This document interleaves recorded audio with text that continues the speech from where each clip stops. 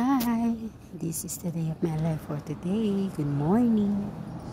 My morning with Nippy and Paris.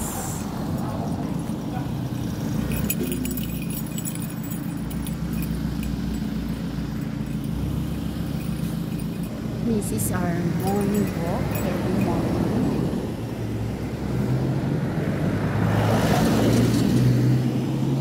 Look at Paris. She's still smelling. She's going to poops. Let's go, Paris. Every day is a God blessing. Bakit nga ba tayo bumabangon palagi? Kasi nga, tayo ay binibigyan ng pagkakataon ni Lord na mabuhay. Maging mabuting tao. Sa buhay naman, hindi naman kailangan na mayaman ka. Yung sapat lang ng pamumuhay.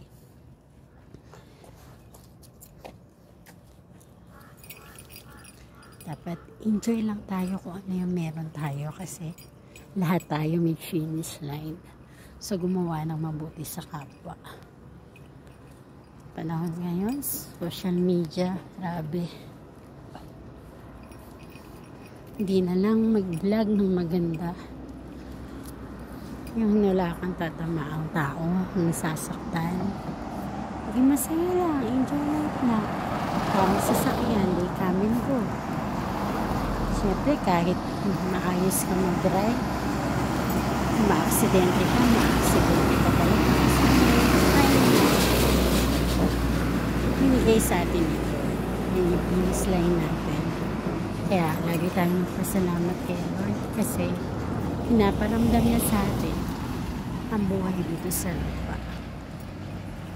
Paano natin ipamumuhay dito? Ang finish line natin, yun na yung pag-uwi sa kaharian ng Diyos.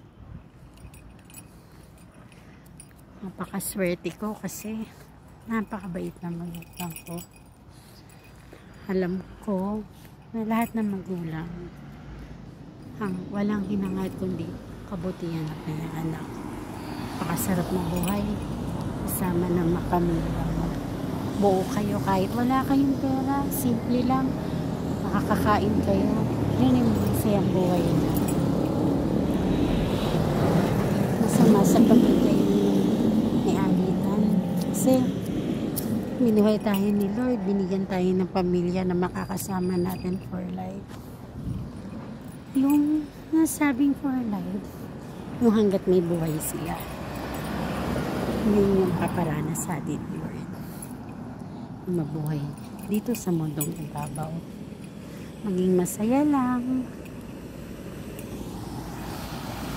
Napakasarap mabuhay everyday. Makita mo ang liwanag. Kasi maraming chances na binibigay si Lord sa atin.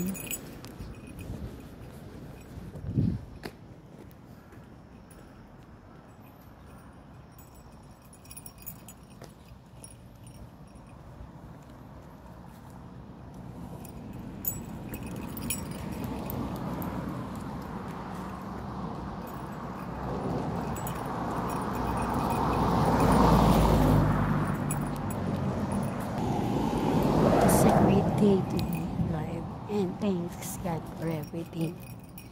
I love you, Lord. Ikaw na bahala sa maghapon na lalakaran ng buhay ko. Walang hanggang pasasalamat sa iyo, sa iyong pagmamahal sa akin. I love you, Lord, sa mga anak ko na kailangan, sa nanay ko. Thank you, Lord. Isang taon na 2 buwan na din wala yung tatay ko. Pero Lord, thank you. Mahal na mahal ko yung tatay ko kahit dinaw niya ako. Pero yung pala yung way na para maging strong ako. Thank you, Tay. I love you. Sana kapiling ka na ni Lord yung sa langit. Lagi kitang pinagdarasal, Tay. Mahal na mahal kita. I love you.